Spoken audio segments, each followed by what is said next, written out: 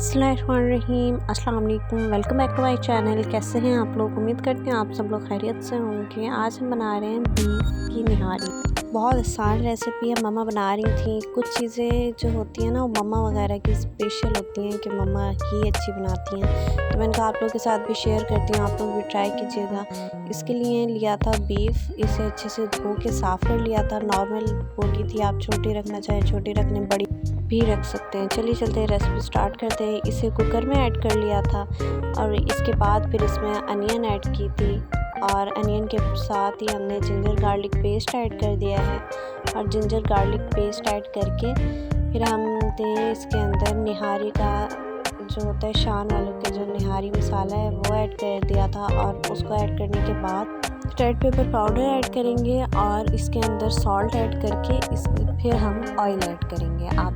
आप चाहें आप घी भी ऐड कर सकते हैं, पर फिर 1 गिलास पानी ऐड कर देंगे और इसको 20 मिनट्स के लिए प्रेशर पर रख देंगे। इसके बाद जब ये 20 मिनट्स तक पकेगा, उसके बाद इसकी ये कंडीशन होगी, इसको अच्छे से हम मिक्स कर लेंगे। और मिक्स करने के बाद फिर जो इसके ऊपर से ये जो ऑयल आ जाता है, इसको हम निकाल लेंगे थोड़ा सा और निकाल कर साइड पर रख लेंगे।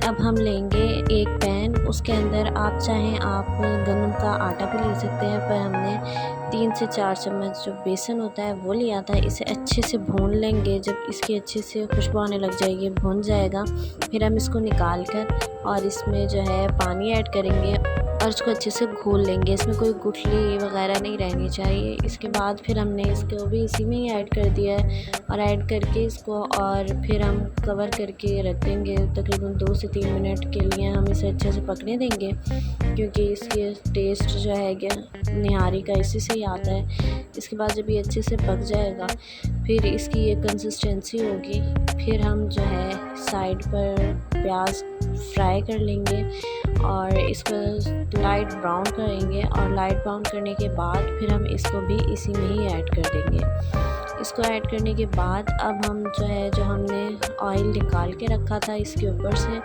वो हम ऐड कर देंगे। और ये देखें, ये बहुत मज़ेदार सी रेडी है हमारी निहारी।